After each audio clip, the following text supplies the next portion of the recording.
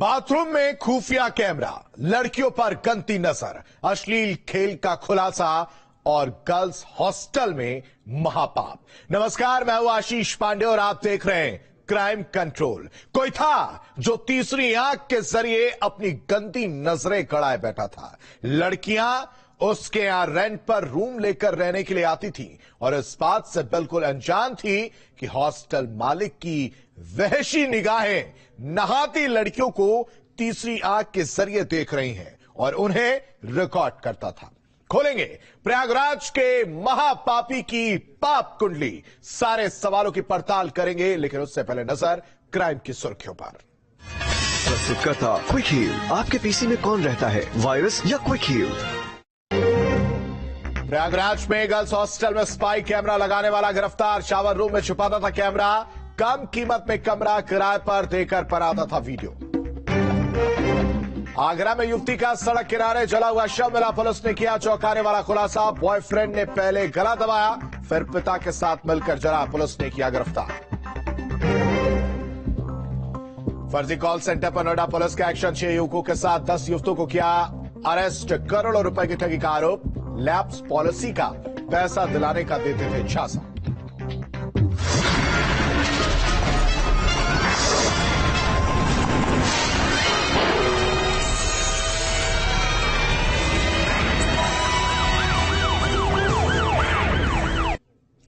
नहाती लड़कियों को वो देख रहा था। वॉशरूम में लड़कियों की हर हरकत पर उसकी घिनौनी नजर थी और इस बात की भनक लड़कियों को जरा सी भी नहीं थी। लड़कियां बंद दरवाजे के पीछे खुद को सुरक्षित महसूस करती थी, लेकिन उन्हें यह नहीं मालूम था कि जिस बाथरूम का वो इस्तेमाल कर रही हैं, वहां तीसरी आंख उन पर नजरें डाले बैठी है। क्राइम कंट्रोल में आज हम आपको दिखाएंगे गर्ल्स हॉस्टल में तीसरी आंख के गंदे खेल का चौंकाने वाला पूरा खुलासा।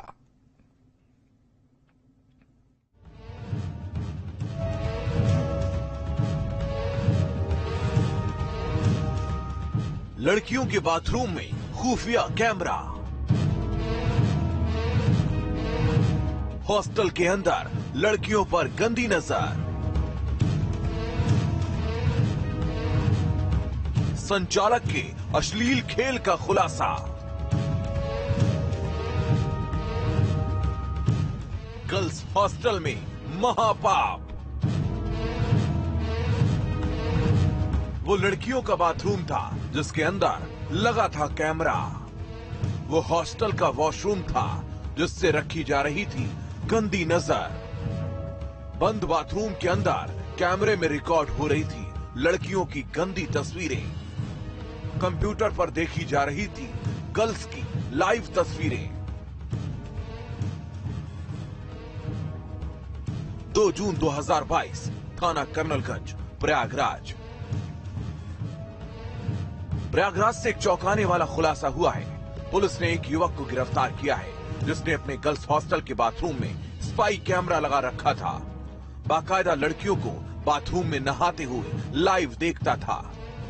प्रयागराज पुलिस ने एक गर्ल्स हॉस्टल के संचालक को लड़कियों के अश्लील वीडियो बनाने के आरोप में गिरफ्तार किया है। दरअसल ये आरोपी अपने घर पर लड़कियों को किराए पर कमरा देता था और उसके बाद जो कमरे के साथ अटैच बाथरूम था उसके शावर में कैमरा लगा करके उनके वीडियो बनाता था, जिसे बाकायदा अपने बगल में लैब बना रखी थी, वहां पर वो उन वीडियोस को देखता था, लाइव देखता था। और संभावना इस बात की भी है कि पॉर्न साइट पर उन वीडियो को बेचा भी जाता था। तो पुलिस ने आशीष खरे नाम के उस आरोपी को गिरफ्तार कर लिया है। आप देखें ठीक सामने वही मकान है आशीष खरे का, जहां पर 4 कमरे लड़कियों को दिए गए थे, लेकिन जब एक नई लड़कियां कुछ आई कमरा लेने के लिए और जब वो बाथरूम में गई तो बाथरूम में जो शावर लगा था उसमें उनको कुछ शक हुआ कि कुछ कैमरे जैसी चीज लगी हुई है और उन्होंने उसके बाद पुलिस को फोन किया। पुलिस ने मौके पर पहुंचकर जब जांच की तो पाया कि जो गर्ल्स हॉस्टल का जो बाथरूम है उसके शावर में कैमरा लगा हुआ था।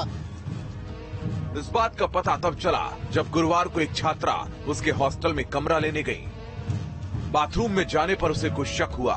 जांच की तो शॉवर के छेद में छिपाकर स्पाई कैमरा लगा था। लेकिन एक रोज जब उसका खुलासा हुआ तो पूरे इलाके में खलबली मच गई।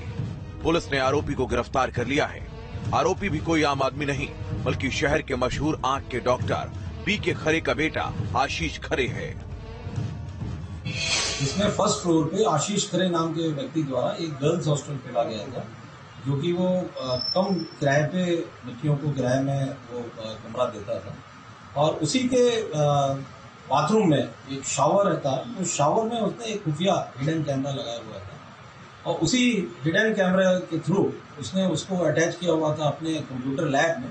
कंप्यूटर लैब भी उसका एक था जिसमें वो बच्चों को कंप्यूटर भी सिखाता था ऑपरेट करना। तो उस कंप्यूटर लैब में उसका सेटअप वो उसने ट्रांसफर किया हुआ था और वहीं पे वो उनको सेव करता था उन वीडियोस को और स्वयं देखा करता था। और संभावित है कि उनको ब्लैकमेल करने के लिए उसके द्वारा ये वीडियो बनाया जा रहा था या इसका सोशल मीडिया और तमाम प्लेटफॉर्म्स पे इनको विक्रय करने के लिए ये उसके द्वारा वीडियो सेव किए जाते हैं। आशीष खरे ने बाथरूम में स्पाई कैमरा लगाने के बाद सबसे पहले खुद को नहाते हुए रिकॉर्ड किया। इसके बाद उसने देखा कि किस किस एंगल से वीडियो शूट हो रहा है। इसके बाद उसका एंगल सेट किया ताकि लड़कियों को नहाते हुए हर एंगल से वीडियो रिकॉर्ड हो सके। इसके लिए उसने एक कंप्यूटर लैब बना रखी थी और वहां खुद बैठकर लड़कियों को नहाते हुए लाइव देखता था। पुलिस को जांच में कई लड़कियों के नहाते हुए अश्लील क्लिप भी मिली है। सीओ कर्नलगंज अजीत सिंह चौहान के मुताबिक आरोपी के कंप्यूटर और उसकी हार्ड डिस्क को सबूत के तौर पर सील कर दिया गया। जांच में अश्लील वीडियो को फॉरेन वेबसाइट्स पर भी बेचे जाने की आशंका है। तो क्या कुछ बरामद हुआ उसके पास से? उस कलर लैब से उस ये कंप्यूटर लैब से ये जो कंप्यूटर्स थे, ये कंप्यूटर सिस्टम बरामद हुआ है और हार्ड डिस्क भी बरामद हुआ है और डेफिनेटली वो जो वीडियोस इसने बनाए थे वो भी इसमें सेव्ड है, लेकिन हम लोगों के द्वारा सीज कर दिया गया है और अन्य भी तमाम आपत्तिजनक चीजें हैं जो कि इसकी कंप्यूटर लैब से बरामद है। डॉक्टर बीके खरे का 2 मंजिला घर पुलिस लाइन के पास ही है।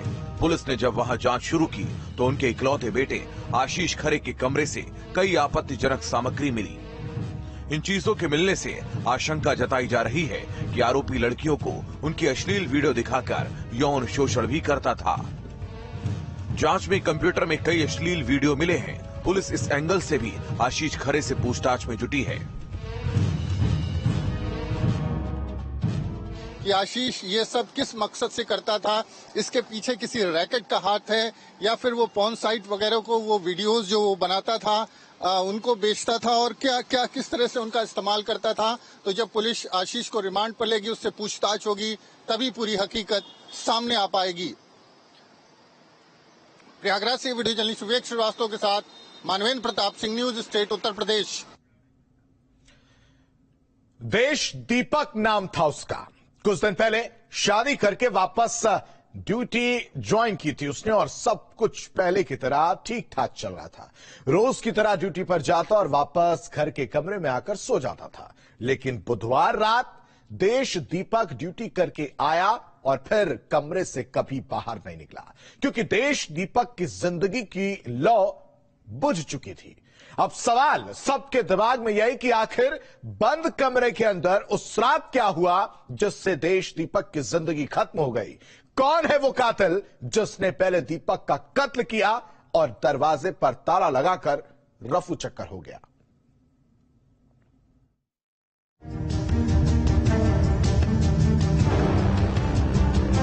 कमरे में बेड पर लाश, खून से लथपथ मिला सबाही। कत्ल के बाद कमरे में चढ़ा ताला। घर के कमरे में बेड पर खून से लथपथ लाश पड़ी है। गले पर धारदार हथियार से वार का निशान है। मौके पर फोरेंसिक टीम बारीकी से सबूतों को इकट्ठा कर रही है ताकि कोई सुराग पुलिस की पैनी निगाह से बच ना सके।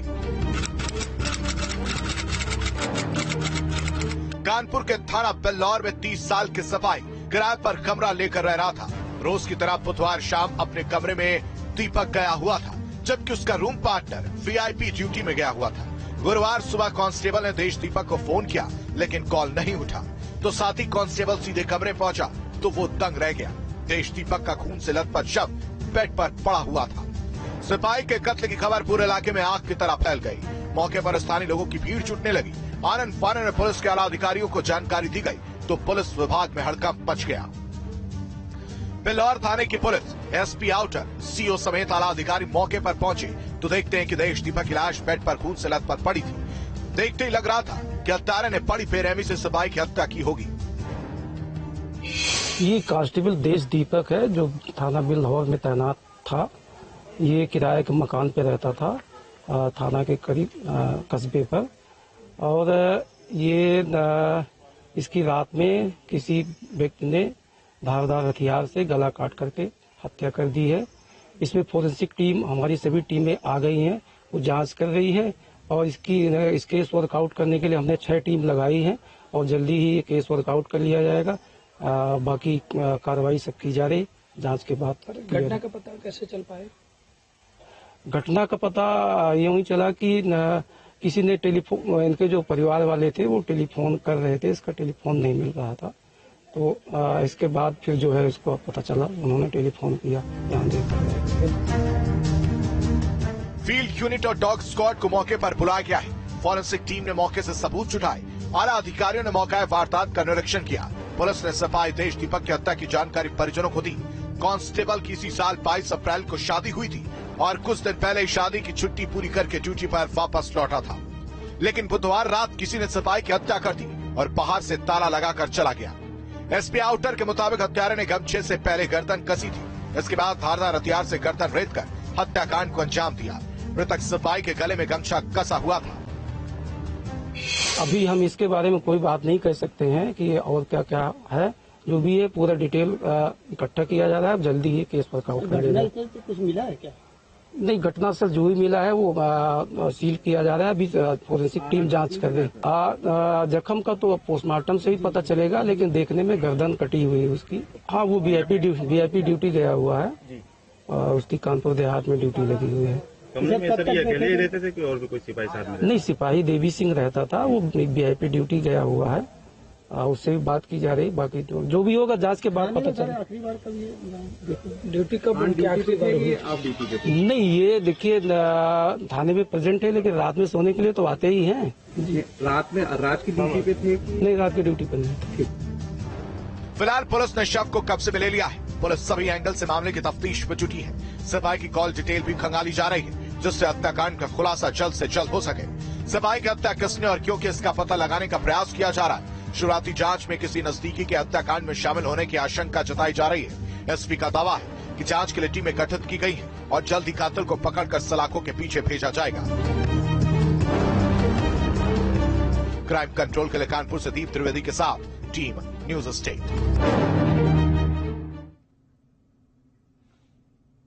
प्रेमिका का मजाक उसकी जान पर बनाया। मजाक मजाक में महबूब को महबूबा का चाकू दिखाना भारी पड़ गया।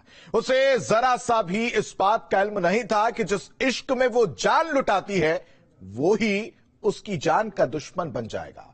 जैसे ही माशूका ने चाकू दिया तो माशूक ने ऐसा खौफनाक कदम अख्तियार किया जिससे पूरे इलाके में ये प्रेम कहानी दहशत की वजह बन गई। देखिए ताज नगरी की खौफनाक दास्तां।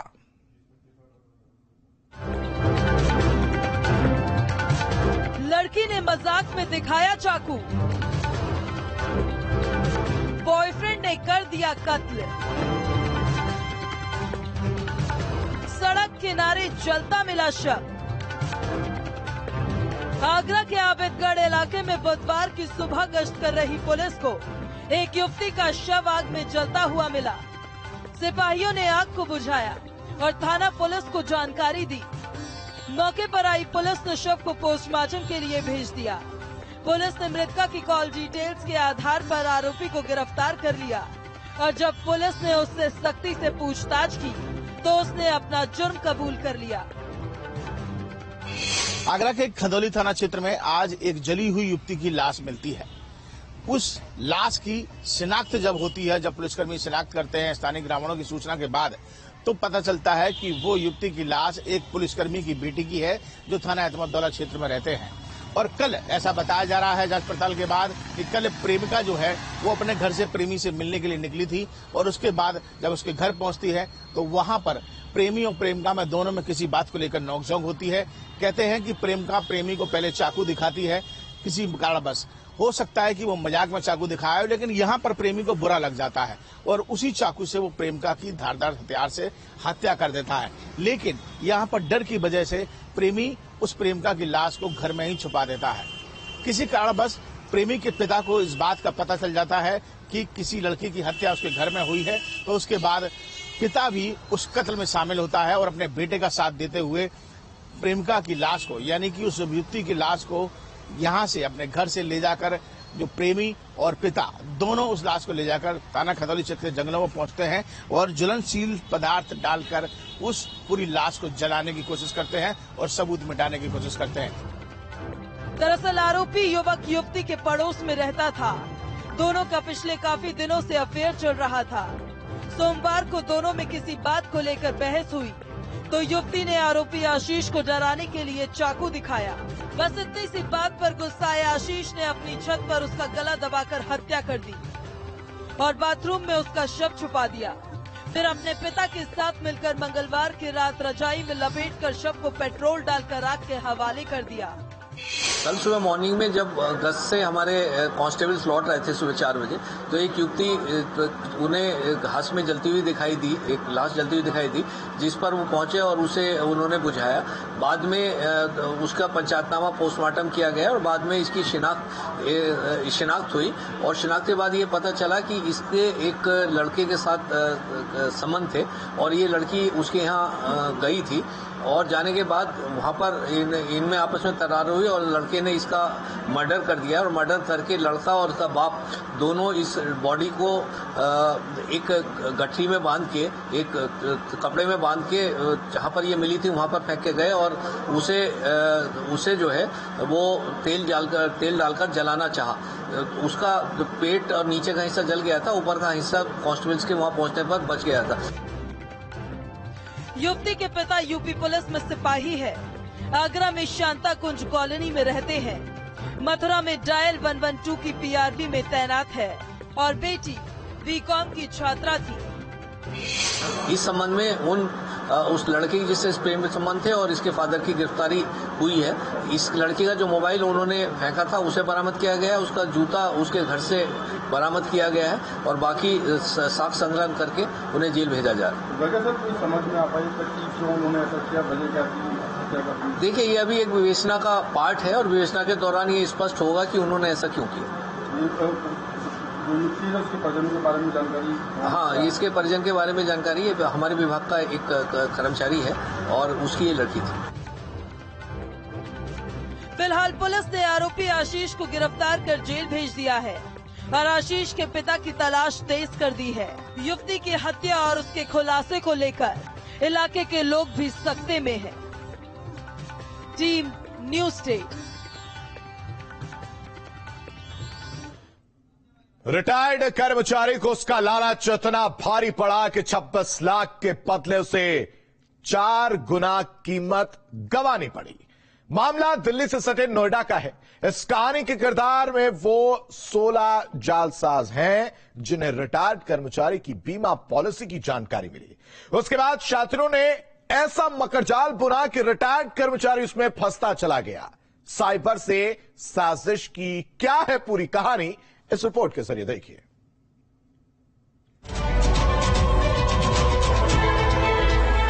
फर्जी कॉल सेंटर पर एक्शन, जालसाजों पर कसा शिकंजा, करोड़ों रुपए की कर चुके हैं ठगी। सालों से बंद पॉलिसी को रिन्यू कराने या किश्तें जमा नहीं होने पर पैसा विड्रॉल कराने और उसके फायदों के लिए आपके पास किसी का फोन आए तो सावधान हो जाइए। पुलिस की गिरफ्त में खड़े जिन जालसाजों को आप देख रहे हैं, ये बड़े शातिर तरीके से IRDA से अप्रूव IGMS का बताकर आपकी जमा पूंजी को साफ कर सकते हैं और आपको झांसे में लेकर पैसा जमा करवा सकते हैं। दरअसल NTPC के रिटायर्ड कर्मचारी ने साइबर सेल में कुछ लोगों के खिलाफ केस दर्ज करा था। ठगों पर फर्जीवाड़ा कर 1,62 लाख रुपए ठगने का मुकदमा दर्ज कराया था। दर्ज रिपोर्ट में उन्होंने बताया कि उनकी एक बीमा पॉलिसी थी जो डिसकंटिन्यू हो गई थी इस बीमा पॉलिसी का रिफंड दिलाने के नाम पर कुछ लोगों ने उनसे संपर्क किया। कई बार में 1,65,00,000 रुपए ट्रांसफर करा दिए। फ्रॉड इंश्योरेंस का पैसा वापस कराने के नाम पे किया गया था। हम लोगों ने अभियोग पंजीकृत करने के बाद अपनी टीम लगाई और इसमें हम लोगों ने इस गैंग को ट्रेस किया। इसको हम लोगों ने गाजियाबाद के बोपरा एरिया में ट्रेस किया गया था, जहां से ये लोग ऑपरेट कर रहे थे। बेसिकली इसमें सोनू नाम का आदमी है जो इस पूरे गैंग को चला रहा था और ये अपने आप को IRDA का एक सेक्शन होता है IGMS, उसका एम्प्लॉय अपने आप को बताते थे। और उसके बाद जो ये वादी थे, इनका एक बहुत पुराना इंश्योरेंस था जिसमें उन्होंने एक किस्त जमा कराने के बाद उसका बाकी का किस्त जमा नहीं किया था। एक तरह से वो लैप्स पॉलिसी थी। उस लैप्स पॉलिसी का जो डेटा था, ये फ्रॉड करने वाले लोग थे, इनके पास आ गया और इन लोगों ने उनको कॉल करके ये बताया कि आपके इस अकाउंट में लगभग 26-27 लाख रुपए अब तक जमा है, आप इसको वापस करा सकते हैं, हम लोग आपको इसमें मदद करेंगे। पुलिस को शिकायत मिलते पुलिस ने पहले छात्रों को दबोचने के लिए जाल बिछाया और जैसे जाल साजों की पुलिस को पुख्ता जानकारी मिली तो पुलिस ने एक ऐसे गैंग का खुलासा किया जो गाजियाबाद के बोपरा से कॉल सेंटर चलाते थे। पुलिस ने गैंग के 10 युवतियों और 6 युवकों को गिरफ्तार किया है जो अब तक करीब 10 करोड़ रुपए से ज्यादा की ठगी को अंजाम दे चुके हैं। नोएडा पुलिस ने ऑनलाइन पॉलिसी के नाम पर ठगी करने वाले लोगों का गैंग को गिरफ्तार किया है। इस गैंग में 10 महिलाओं सहित 16 लोगों को गिरफ्तार किया गया है। पकड़े गए आरोपी गाजियाबाद में एक कॉल सेंटर खोलने के बाद लोगों को ठगा करते थे। पुलिस की जांच में अभी तक निकल कर आया है कि इन आरोपियों ने अब तक 10 करोड़ से भी ज्यादा की ठगी को अंजाम दिया है। नोएडा के रहने वाले एक NTPC के रिटायर अधिकारी के साथ 1,62,00,000 रुपए की ठगी इन सभी आरोपियों ने अंजाम दी थी, जिसके बाद इन्वेस्टिगेशन करते हुए नोएडा पुलिस ने इनको गाजियाबाद से गिरफ्तार किया है। ADCP रणविजय सिंह के मुताबिक रिटायर्ड अधिकारी ने बैंक से एक पॉलिसी ली थी जिसमें 1 या 2 किश्तें जमा की थी। डाटा मिलने पर छात्रों ने रिटायर्ड अधिकारी को फोन किया और उनकी लैप्स पॉलिसी को 26 लाख रुपए वापस दिलाने का झांसा दिया। इसके बाद ठगी का खेल शुरू हुआ और पीड़ित 26 लाख के चक्कर में 1.5 करोड़ की रकम गंवा बैठा। मदद के नाम पर, फैसिलिटेट करने के नाम पर इन लोगों ने ओवर पीरियड ऑफ टाइम 1,62,00,000 रुपए अपने अकाउंट में जमा करा लिए, छोटे छोटे अमाउंट्स में 1 लाख 2 लाख करके। जब इनको एहसास हुआ, इन लोगों ने आकर के हमको बताया, हम लोगों के यहाँ मुकदमा पंजीकृत किया गया है और इन लोगों को हम लोगों ने अरेस्ट किया। टोटल 16 लोगों को अरेस्ट किया गया है, उसमें कुछ महिलाएं भी हैं। उसके साथ साथ हम लोगों ने इनसे अभी 16 मोबाइल, 1 लैपटॉप, कुछ डॉक्यूमेंट्स और लगभग 1.5 लाख रुपए बरामद किया है। लेकिन इन लोगों के जो अकाउंट्स है, उस अकाउंट्स के बारे में जानकारी हुई, उसको फ्रीज करा दिया गया है। इसके अतिरिक्त कुछ प्लॉट्स वगैरह में भी लोगों ने इन्वेस्ट किया है, कुछ जमीन वगैरह भी खरीदा है। इस सब की जानकारी उपलब्ध कराई जा रही है। जैसे जानकारी मिलेगी उसके बाद हम लोग और भी इसमें अग्रिम मैदानी करेंगे। फिलहाल पुलिस ने शातिर ठगों को गिरफ्तार कर सलाखों के पीछे भेज दिया है। ये जो इनका मोडस ऑपरेंडी रहा है, जिस तरह से इस पर्टिकुलर केस को इन लोगों ने किया है, उससे लग रहा है कि काफी पहले से ये काम कर रहे हैं और काफी संख्या में लोगों को इन लोगों ने डूब किया हुआ है। सैकड़ों रुपए, करोड़ों रुपए इन लोगों ने लोगों से डूब किया है और हमको लगता है कम से कम 4-5 साल से तो ये काम कर ही रहे हैं। के कब्जे से 16 मोबाइल, 1 लैपटॉप, 1,50,000 रुपए नकद बरामद किए हैं। फिलहाल पुलिस अधिकारियों का कहना है कि लोगों से ठगे गए पैसों से इन लोगों ने प्लॉट और मकान खरीदे थे, उनको भी जब्तीकरण की कार्रवाई होगी और पकड़े गए आरोपियों पर आने वाले दिनों में गैंगस्टर की कार्रवाई करते हुए इनके खातों में जो जमा रकम है उसको जब्त किया जाएगा। वीडियो जर्नलिस्ट जैनेन्द्र के साथ Amit Chaudhary, News State, Noida. Crime control में अभी के लिए बस इतना है, लेकिन हमारी आपसे अपील, सतर्क रहें, सावधान रहें, अपने आसपास रहने वाले हर उस शख्स पर नजर रखें जो संदिग्ध लगे, ताकि कोई अनहोनी आपके दरवाजे पर दस्तक ना दे सके। नमस्कार।